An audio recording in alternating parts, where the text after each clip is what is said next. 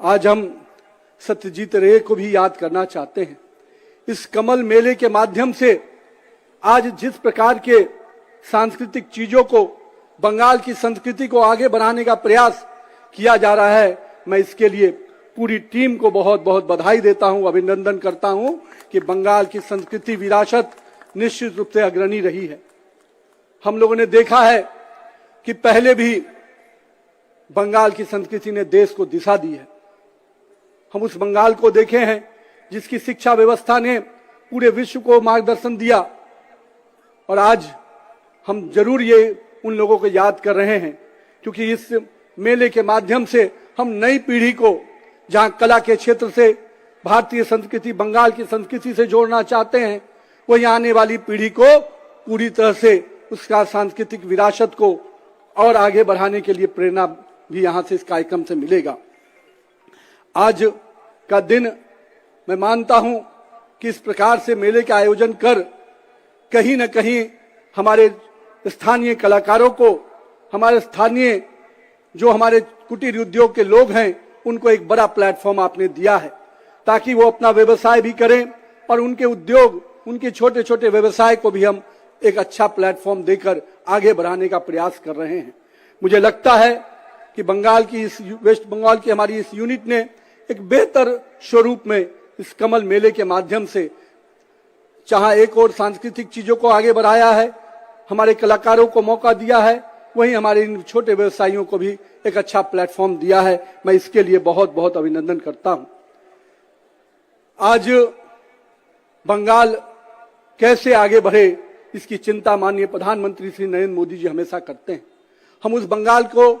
उस विकसित बंगाल को 2047 में अगर हम भारत को विकसित भारत बनाना चाहते हैं, तो निश्चित रूप में बंगाल को भी विकसित बंगाल बनाने के बाद ही हम इसमें सफल हो पाएंगे। तो कहीं ना कहीं बंगाल को विकसित बनाना है तो उसके संस्कृति को, उसके मिट्टी को, उसके कला के क्षेत्रों को आगे बढ़ाना होगा, और आज ये प्रयास इस कड़ी में हो रहा है। मैं इसके लिए बहुत बहुत यहाँ की इकाई को अभिनंदन करता हूं। साथ ही साथ प्रधानमंत्री जी की जो सोच रही है कि हम युवाओं को रोजगार के साथ, युवाओं को नए अवसर के साथ आगे बढ़ाएं, साथ ही साथ युवाओं को सही दिशा में लेके चले, क्योंकि आज का युवा राजनीति में अगर आगे बढ़ता है, समाज के किसी भी क्षेत्र में आगे बढ़ता है, तो उसके जीवन में वो पेशेंस होना चाहिए, वो धैर्य की प्रवृत्ति होनी चाहिए, क्योंकि हम सभी उस वाक्य से जुड़े हैं जिसमें माननीय अपने नेता, अपने पुरोधा विवेकानंद जी कहते हैं कि उठो, लक्ष्य जब तक प्राप्त न हो जाए तब तक चलते रहो। तो मैं आज के युवाओं से यही कहूंगा कि आपके जीवन का जो भी लक्ष्य है उसके लिए संघर्ष कीजिए, लगातार अपने निरंतर प्रयास से लगे रहिए, क्योंकि आने वाली पीढ़ी, आने वाला भविष्य अगर हम बनाना चाहते हैं, 2047 का विकसित भारत बनाना चाहते हैं, तो उसमें बहुत बड़ा योगदान आज की पीढ़ी के युवाओं को अदा करना है। इसलिए मैं युवाओं से कहूंगा कि आइए इस विकसित भारत बनाने में, इस विकसित बंगाल बनाने में आप अपना पूरा योगदान दीजिए। आज के दिन मैं आनंदपुर में भीषण आग में जो हमारे श्रमिक मारे गए हैं, मृत्यु हुई है जिनकी, उनके प्रति मैं संवेदना भी व्यक्त करता हूं, और साथ ही साथ मैं पूरी तरह से आश्वस्त करता हूं कि हमारे कार्यकर्ता परिवार, पूरा भाजपा परिवार उन परिवारों के साथ खड़ा है और खड़ा रहेगा, क्योंकि हम जानते हैं एक एक परिवार के दर्द को अगर कोई बांट सकता है तो भाजपा का परिवार बांट सकता है। आज के दिन मेले के इस अवसर पे मैं आप सभी को पुनः इस मेले की शुभकामना देता हूं, और मैं अपने प्रदेश इकाई से कहूंगा कि आप इसी प्रकार के इस कार्यक्रमों को अंजाम देते रहिए। हम बंगाल के लोगों के प्रति कटिबद्ध हैं, हम बंगाल के लोगों को आगे बढ़ाने के प्रति पूरी तरह से संकल्पित हैं, और बंगाल का युवा, बंगाल की महिलाएं निश्चित रूप से आगे बढ़े, इसकी चिंता हमेशा हम करते रहेंगे। मैं आज इस अवसर पे, मां की ये भूमि है, हम दुर्गा के नवरात्रा से लेकर मां काली की पूजा की आराधना जब करते हैं, तो किस प्रकार से बंगाल की संस्कृति पूरे देश में अपने आप में अलग स्थान बनाती है। और मैं कह सकता हूं कि मां के आराधना में, शक्ति की उस आराधना में हमारी मातृशक्ति को हम अभिनंदन करते हैं, जिन्होंने हमेशा इस आराधना को आगे बढ़ाया है। हम आज के दिन अपने मां दुर्गा के उस पवित्र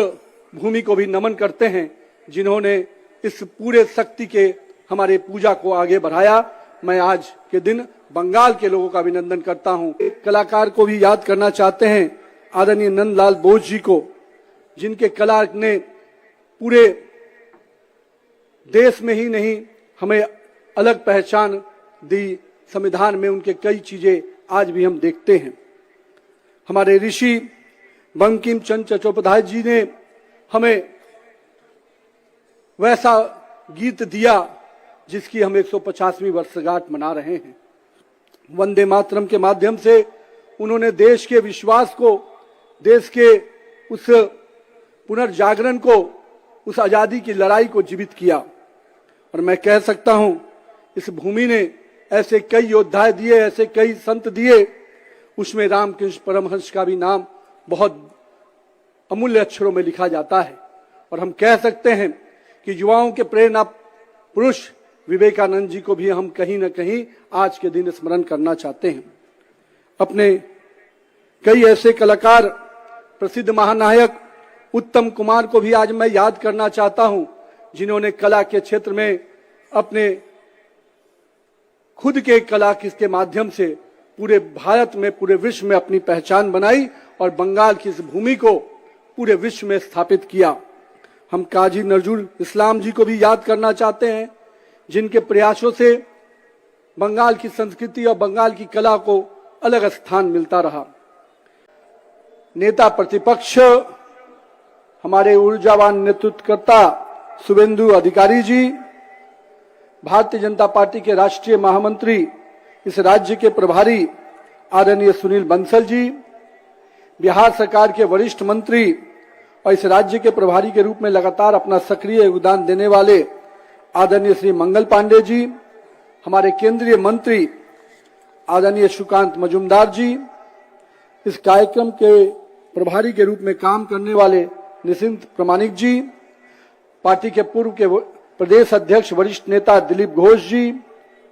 हमारे सांसद सौमित्र दास जी, हमारे संगठन महामंत्री अमिताभ चक्रवर्ती जी, सांसद ज्योतिराम महतो जी, विधायक आदरणीय लखन जी, हमारे जिला अध्यक्ष अभिजीत जी, मंच पर उपस्थित सभी वरिष्ठ नेतागण, यहाँ पर उपस्थित सभी मित्र पत्रकार बंधुओं और इस